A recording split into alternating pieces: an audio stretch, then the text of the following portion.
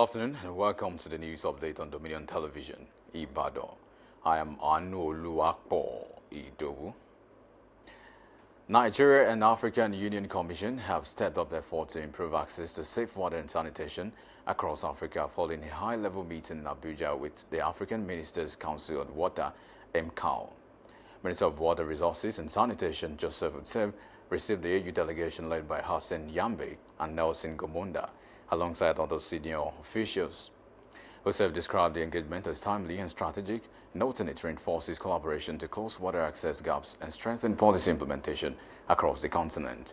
He added that the meeting highlights a shared commitment between Nigeria, the AU, and AMCAO to advance a unified water and sanitation agenda in Africa. The federal government is set to arraign 6 individuals before the Federal High Court in Abuja over an alleged plot to overthrow the government.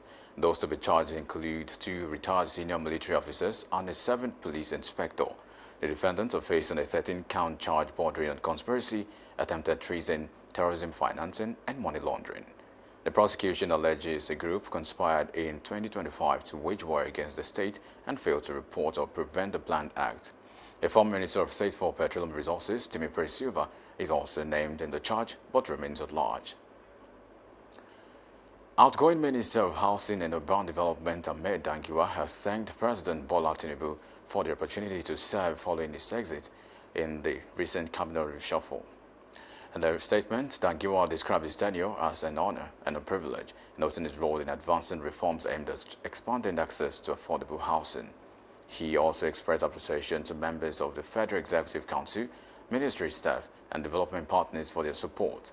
Dangiwa assured that the handover process will be smooth in line with President's directive. Minister of Power Adebayo Adelabu is set to resign after securing President Bola Tinubu's approval to pursue the Oyo State governorship race.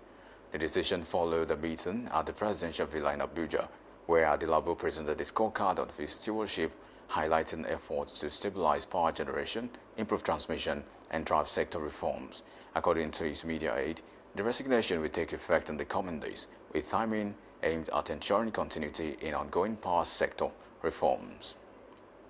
And now straight to the foreign scene. South Sudan is set to hold long-delayed elections in December, despite rising fears of renewed conflict. Tensions between forces loyal to President Salva Kiir and those aligned with Vice President Riek Machar have escalated, raising concerns of a return to civil war. The violence has displaced tens of thousands and disrupted humanitarian efforts, with aid agencies facing repeated attacks. A 2018 peace agreement ended the previous civil year war and scheduled elections for 2022, but the process was repeatedly postponed. Authorities insist the polls must go ahead this year, potentially marking the country's first national elections since independence. United States President Donald Trump has extended the ceasefire with Iran to allow more time for negotiations. He said the blockade of Iranian ports will remain until Tehran presents a unified proposal.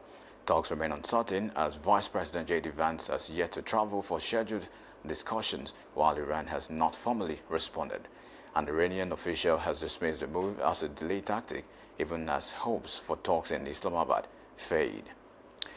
And talking sports, Leicester City have been relegated to EFL League One after a 2-2 draw with Hull City. The result leaves the Foxes 7 points from safety, confirming back-to-back relegations.